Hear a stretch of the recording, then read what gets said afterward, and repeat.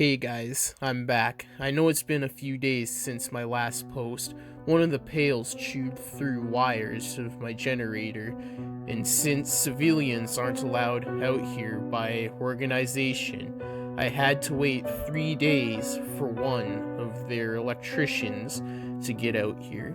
The only reason I knew it was a pail that chewed through the main cable was because I watched it do it.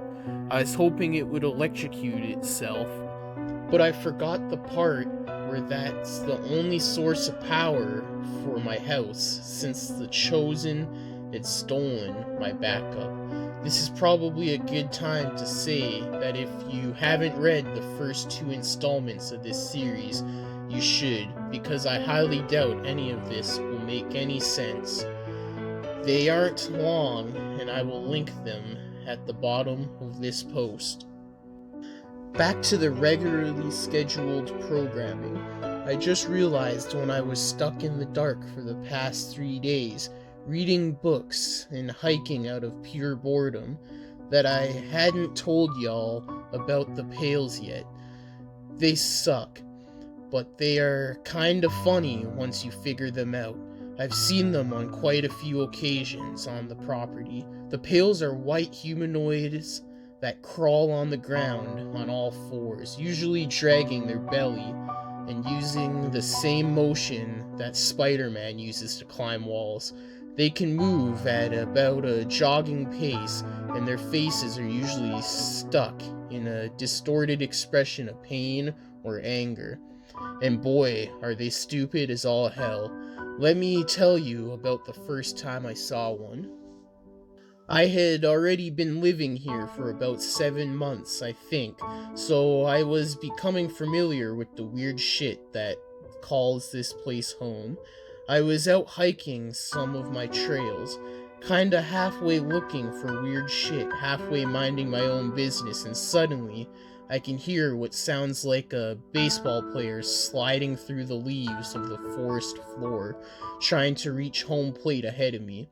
Only the sliding didn't stop, and it was coming straight towards me. I prepared myself by taking out my trusty Bear Grylls survival knife and entering what I would describe as an aggressive stance. Felt pretty badass, not gonna lie. Expecting some creature to come barreling out of the bushes in front of me, I was a little shocked to see a butt-naked man with super pale skin drag itself out from under the bush on its stomach. What is with fucking naked dudes on my land? Can't I get a pretty woman at least once? Anyways, after I got done being flabbergasted and became aware of my surroundings again, I became aware that the dude was almost on me and was reaching out for my leg, so I jumped on his back and it worked like a fucking charm. The little bastard didn't have superhuman strength like some of the other things out here. So when I landed on its back, it couldn't do anything but sit there and flop its legs and arms around like a fish. At this point, I'm on the verge of tears. It heard me laughing and tries to turn its head and spit on me, which it can't do, and that made me actually start crying laughing. I fell off of it at this point, and the creature quickly turned around and locked its teeth into the toe of my left boot. I like to wear steel-toe boots around the property because even though they are heavy, I know that in a scuffle, being able to kick with a boot and not having to worry about breaking a toe is a nice little advantage. This is what led me to realize that even though the creature didn't have super strength, it did have super bite force. When it first latched onto my boot, I wasn't worried and started trying to shake the thing off without much urgency. I already knew it wasn't a man by this point because it didn't possess an asshole or other genitals. But I got a little worried when I noticed the end of my boot changing shape. As the steel in the end started to bend, I then said out loud, "If you don't stop right now, I'm going to stab your head, you little shit."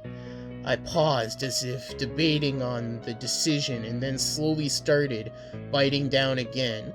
while its eyes looked up at me as if to try and call my bluff. I wasn't bluffing. A few seconds later, the thing is frantically clawing its way back into the forest with my favorite Bear Grylls survival knife still in the back of its stupid fucking head. Nobody likes a thief. Got back home fine, but I had to replace my favorite knife and get a new pair of boots, so it was a pretty shitty hike. It was the next time I saw one was when I figured out their biggest fear, and it's so stupid. I was down in my creek playing with a new toy I had gotten in town earlier that week. It was this net that was designed to catch little minnows and shit, and it was a blast. I don't really have any use for minnows or whatever, other little fish I was catching, because I can't go to the only pond on the property that had big fish in it since I made that deal with the crocodile man, so I just catch them and let them go. I'm suddenly greeted by the somewhat familiar sound of a grown man sliding across the ground on their belly. It had been almost 2 months since the last incident I had with the pail, but I immediately recognized the sound. This was the dunce that had stolen my knife, and I really valued that Bear Grylls survival knife. That can be purchased at your local Walmart. It's a really good product. Unfortunately, the pail that emerged this time wasn't the same one. It had a different face and was more of a light pink than originally white that was on the first pail. It was still the same type of creature though. This time things went down different. As it tore into the clearing that I was in about 30 feet from me, it froze, with its eyes wide. As it had torn through the bush, I was already facing its direction, holding the net spread out to my side, the same way a bullfighter holds a red cape, since I was preparing to throw the net into the creek. The pail's eyes were switching between looking at the net and looking at me, so I looked at the net and back to him. Then it clicked. No way, I giggled to myself as I started to catch on to what was happening. I took advantage of my suspicions and started running and flailing the net around at the pail, and it freaked the fuck out. It actually rolled over, trying to turn too fast as it spun around and took off into the woods. I then started wheezing laughing as I fell to the ground with tears running down my face. This fucking thing can bite through steel, but it's terrified of a nylon net. I know that must not be funny to some because I have a twisted sense of humor, but it made my week. Long story short, I kept the little net in my hiking bag every time I go out now, and every pail I've come across is utterly mind-fucked at the sight of it. Good times, man. Wish all things around here were that easy to deal with. On another note, I got an email from an organization asking me about the Kelot that the lady in the tree claimed that I killed in the last post. They wanted to know if I had disposed of the body and if they could come and retrieve the remains from the woods if I had just left it. Then they said something that caught me off guard. When I said something about having to check with the program that put me out here, they responded with, "We are the parent organization of that program," and proceeded to give me my own address as well as details about my former life that only the program should have known about. In all seriousness, I have a dark past and haven't always been a great man.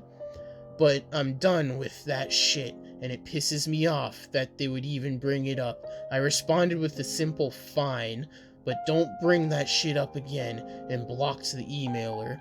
No one has shown up yet, but I guess we will see what happens. On a good note, I haven't seen Skinny in a couple weeks, so that's nice. See y'all next time, and feel free to leave your questions in the comments. And if you have any ideas what these pails actually are, or what a Kelot is, please tell me. If any of you are good with research stuff, I would appreciate it. Talk to you all again soon. Hey guys, thank you for listening to today's Creepypasta, and I hope you enjoyed. This is the first video I've been using my new mic on. I just got it. This is my first mic, so tell me how the audio is. But yeah, I do have a podcast called The Murder House Radio Show. Check it out. The link will be in the description below. It is a true crime podcast. But if you did like, comment, subscribe, and share for more. Hit the bell notification when you subscribe and select all to get all notifications whenever I upload. I upload 6 days a week, Monday to Saturday, at least one video a day. Also, go follow all the social media accounts. They're in the description below. I do have a subreddit called Deadly Narrations. The link will be in the description. Also in the description below is the sources to the creepypasta and the music used, so go check those out. Let me know what creepypasta you'd like to hear next, or if you have your own creepypasta you'd like me to narrate, or if you have a creepypasta series you'd like to hear. Send them to me on any of the social medias, in the DMs, or to my email address, which is also in the description below. Also in the description is the author's social medias, if they have any listed. But that's it for today's Creepypasta. I hope you enjoyed. Until next time in the Deadly Zone, stay deadly and stay spooky.